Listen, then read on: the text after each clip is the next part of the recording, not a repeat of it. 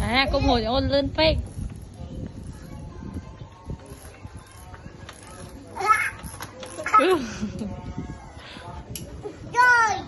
Ôi.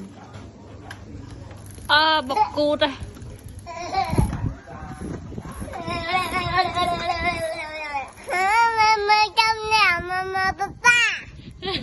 Chị xin nói cho thôi đợi papa mơ.